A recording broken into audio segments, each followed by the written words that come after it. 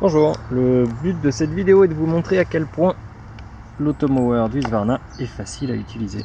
Alors on appuie sur le bouton stop qui ouvre le petit capot. Là ça nous demande le code PIN. Code PIN qui permet d'arrêter l'alarme notamment si jamais on doit le soulever, etc. Et ensuite on n'a plus qu'à se balader dans les menus. Donc là menu. Et on va où on veut, donc service minuterie, la hauteur de coupe, sécurité, les messages notamment si l'alarme se met en marche, minuterie adaptative, au niveau de l'installation, des réglages en tout genre et des accessoires.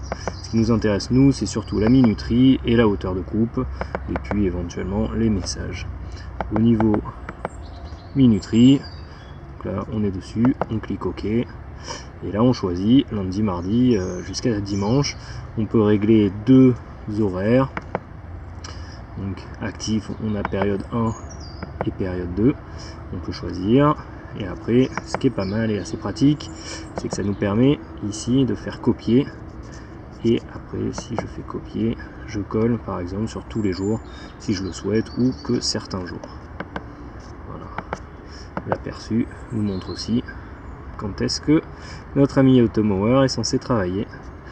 Dès qu'on veut revenir, on appuie sur Back, on revient, la hauteur de coupe, pareil, là je suis à 3, si on se met à 4, on fait OK, et là je sais pas si vous avez entendu, mais on le voit, on l'entend bouger, si on regardait dessous, on verrait aussi la hauteur changer, 3, et voilà, il s'est remis en position.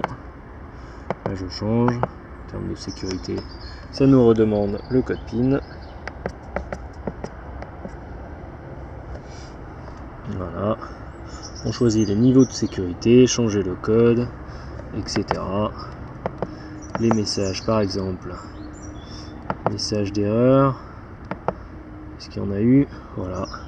Alarme, c'est notamment des tests que j'ai fait ou quand j'avais dû le décaler, l'enlever, le décoincer de quelque chose.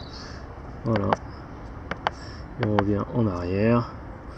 Je vous avoue que, alors, minuterie adaptative, je suis pas trop allé dedans, je me suis pas trop posé la question.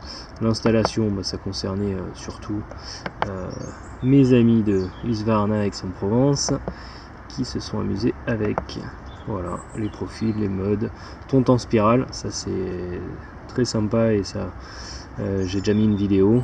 C'est surtout quand ça trouve une zone mal tondue et à ce moment là en règle générale ça lui permet de se mettre en spirale et de tondre bien cette zone là, vu qu'après c'est toujours une tonte aléatoire. Et donc là avant de partir, appuyez sur start pour continuer. Start. Bon, là je l'ai mis en mode parc tout simplement parce que et encore là on a ratissé, mais il y a voilà un peu plus trop de feuilles. Et donc au lieu de tondre le gazon, il coupe les feuilles. Donc pour l'instant je l'ai un peu mis en parc. Voilà, donc là je fais reprendre, OK.